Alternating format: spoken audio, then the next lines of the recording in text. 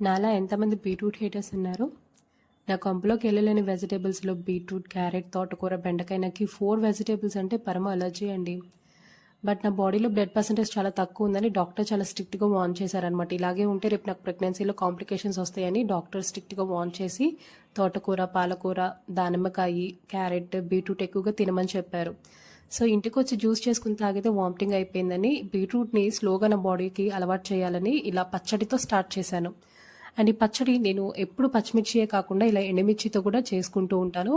పచ్చిమిర్చితో కన్నా ఎండుమిర్చి చేసుకుంటే చాలా బాగుంటుంది.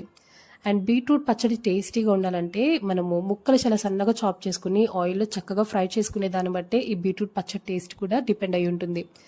అండ్ నాకు బాడీ కొంచెం ఫీవర్ వల్ల వీక్ అయిపోయిందని ఇవాళకి మిక్సీ జార్లోనే పచ్చడి చేస్తాను. మీకు ఓపికంటే రోట్లోనే దంచుకోండి. అండ్ ట్రస్ట్ మీ, ఈ పచ్చడి చాలా టేస్టీగా ఉంది. ఒకసారి ట్రై చేయండి.